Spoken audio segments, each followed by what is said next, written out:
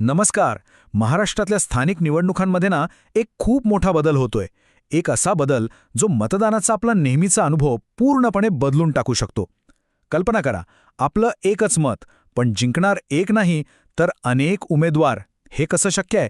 चला, या नवीन निवडणूक प्रणालीचं कोड एकदम सोप्या भाषेत उलगडून पाहूया. आतापर्यंत कसं होतं? आपण आपल्या वॉर्डसाठी एकाच उमेदवाराला मत द्यायचो, बरोबर? सरळ, सोपं गणित. पण आता विचार करा की तुम्हाला एकाच वेळी 3 किंवा कदाचित 4 जणांना निवडायचं आहे. थोडं गोंधळात टाकणारं वाटतंय ना? पण नेमकं हेच या नव्या बदलाचं केंद्रस्थान आहे. चला तर मग हे नेमकं कसं काम करतं तेच बघूया. फरक नेमका काय आहे हे समजून घेण्यासाठी जुनी आणि नवीन पद्धत समोरासमोर ठेवून बघूया. जुन्या पद्धतीत काय होतं? एक वॉर्ड, एक नगरसेवक. सोपं होतं. पण या नवीन प्रभाग पद्धतीत आजूबाजूचे अनेक वॉर्ड एकत्र करून एक मोठा प्रभाग बनवला जातो आणि मतदार म्हणून त्या पूर्ण प्रभागासाठी एकापेक्षा जास्त प्रतिनिधी निवडले जातात. ठीक आहे, मग ही नवीन सिस्टीम प्रत्यक्षात काम कशी करते? एक मतदार म्हणून याचा आपल्यासाठी काय अर्थ आहे आणि जे उमेदवार उभे आहेत त्यांच्यासाठी काय बदलतं? चला, या महत्त्वाच्या प्रश्नांची उत्तरं शोधूया. मतदाराच्या दृष्टिकोनातून हा प्रवास कसा असेल ते पाहूया. पहिलं, काही वॉर्ड्स एकत्र करून एक प्रभाग तयार होतो. दुसरं, जेव्हा आपण मतदानाला जातो तेव्हा त्या संपूर्ण प्रभागातील सगळ्या उमेदवारांची एकच मोठी यादी समोर येते. तिसरं, आपण त्या यादीतून आपल्या पसंतीच्या उमेदवारांना मत देऊ शकतो. आणि चौथं, जे सगळ्यात महत्त्वाचं आहे, निवडून आल्यावर हे सगळे नगरसेवक आपापल्या मूळ वॉर्डसाठीच जबाबदार असतील.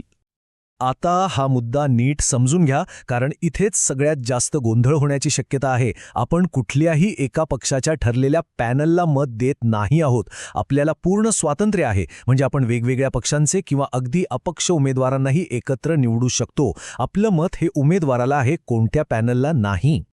बरं, हे सगळं ठीक आहे, पण मूळ प्रश्न हा आहे की अचानक हा बदल करण्याची काय गरज होती? यामागे नक्कीच काहीतरी राजकीय गणित असणार. चला, जरा पडद्यामागे डोकावून पाहूया आणि या बदलामागचे डावपेच समजून घेऊया. राजकीय पक्षांसाठी हे एक हुशारीचं पाऊल ठरू शकतं. कसं? तर बघा, एका प्रभागात पक्षाचा एखादा उमेदवार खूप लोकप्रिय असेल तर त्याच्या नावावर पक्षाचे इतर उमेदवारही सहज निवडून येऊ शकतात. म्हणजे काय, तर एकाच प्रभागात जास्तीत जास्त जागा जिंकण्याची संधी मिळते. थोडक्यात सांगायचं तर एकाची ताकद दुसऱ्याची कमतरता भरून काढते. पण म्हणतात प्रत्येक नाण्याला दुसरी बाजू असते. तसंच इथेही आहे. काही तज्ज्ञांच्या मते एकाच प्रभागातून निवडून आलेले नगरसेवक एकमेकांना मदत करण्याऐवजी स्पर्धक बनू शकतात. मग कामाचं श्रेय घेण्यासाठी त्यांच्यातच चढाओढ लागते आणि त्याचा परिणाम विकास कामांवर होऊ शकतो. हे सगळं ऐकायला थोडं किचकट वाटू शकतं.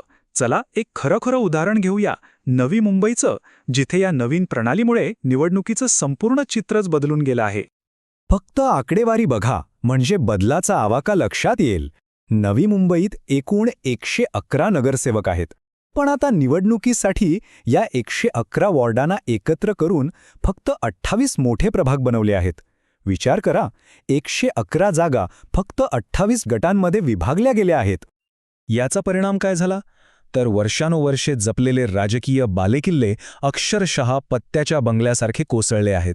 लोकसंख्येच्या आधारावर नवीन सीमा आखल्यामुळे पारंपरिक, जातीय, सामाजिक समीकरणं पूर्णपणे बदलून गेली आहेत.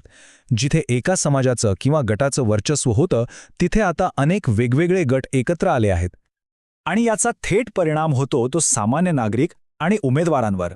कसा? तर बघा, नागरिकांसमोर प्रश्न पडतो की कामासाठी नक्की कोणाकडे जायचं.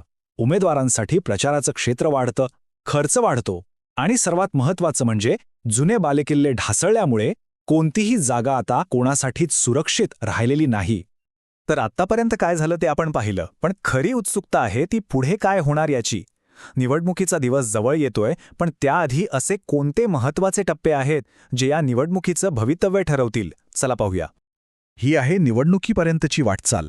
कच्चा नकाशा आणि हरकतींची प्रक्रिया आता पूर्ण झाली आहे. अंतिम नकाशा लवकरच येईल. पण खरा खेळ तर त्यानंतर सुरू होणार आहे, जेव्हा आरक्षण सोडत जाहीर होईल. आरक्षण सोडत म्हणजे या निवडणुकीतला खरा वाईल्ड कार्ड एंट्री. एखादा मोठा नेता ज्या प्रभागाला आपला बालेकिल्ला समजून तयारी करत असेल, तीच जागा अचानक महिलांसाठी किंवा इतर मागासवर्गीयांसाठी राखीव होऊ शकते आणि एका क्षणात सगळी राजकीय गणितं उलटीपालटी होऊ शकतात. आणि शेवटी आपण येऊन पोहोचतो त्या एका मोठ्या प्रश्नावर. ही नवीन प्रणाली खरंच अधिक व्यापक विकासाचा मार्ग ठरेल की जबाबदारी विभागली गेल्यामुळे स्थानिक पातळीवरचं प्रतिनिधित्वच कमकुवत होईल?